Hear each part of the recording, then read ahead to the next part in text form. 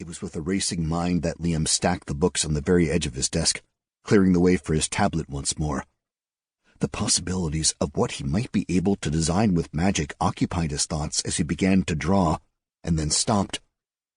First, he needed to figure out what he was going to enchant that would decide the size of the circuit he could use. Then there were the materials. He didn't have any gold in the house, unless it had been with the enchanting equipment the princess had put on the table in the basement. Liam jumped from his chair, barely catching his tablet before it hit his desk, and ran from his room. In the basement, he found the table covered with equipment that he hadn't had the chance to go through yet. A large wooden trunk on the edge of the table contained a mold and a pewter pouring cup. Underneath, he found several bars of various metals. The screen on the far wall had sprung to life in his presence, and a quick counter he had not seen before was spinning around in the middle. System update in progress. Please stand by. Every other second, the counter ticked up another percentage. The metals and all thoughts on enchanting were forgotten as he watched the screen, waiting for the update to finish. With a flash, the update message vanished, leaving a new message in its place. The dungeon has been updated. You are now able to have greater control over the areas claimed. Claimed land can now be modified and built upon.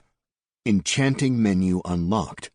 You may now use the dungeon to create, modify, and combine known enchantments.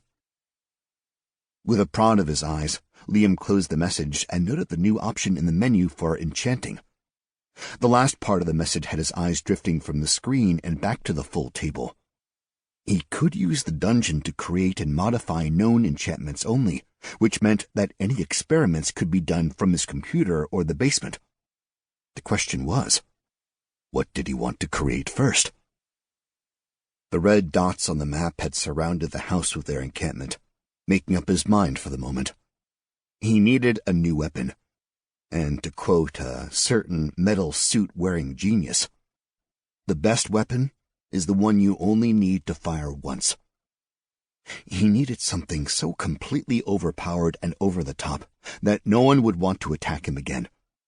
He needed something that used magic instead of gunpowder on a platform that he was familiar with.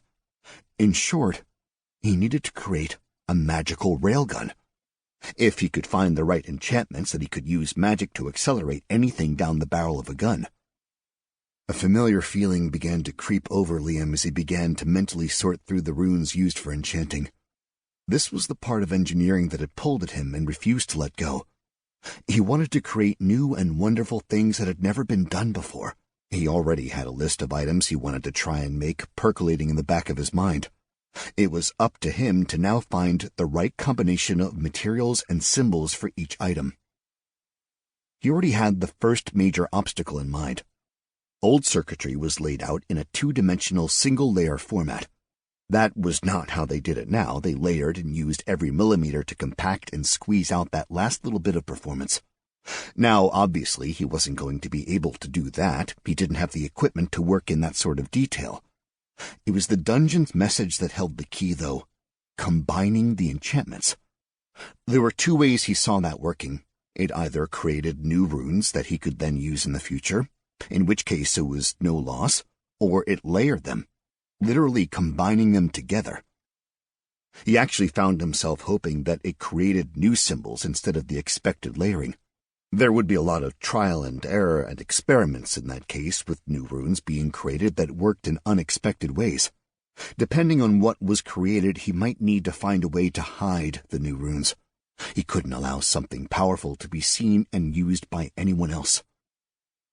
"I thought I'd find you down here," Ellie said from the stairs, the soft black soles of her tall boots stepping soundlessly on the wood.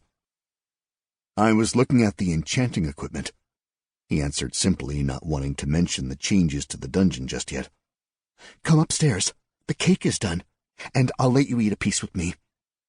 Her words were joking, but her eyes were serious. She wanted to eat that entire cake by herself. "You can't eat it without some frosting or glaze on it," Liam told her imperiously as he stepped away from the table. He would have time to work on enchanting later. They were safe for the moment. Ellie stepped out of his way as her mouth began to water. The thought of a tart glaze on top of the fluffy golden cake was almost too much. "Willing to let me eat more than a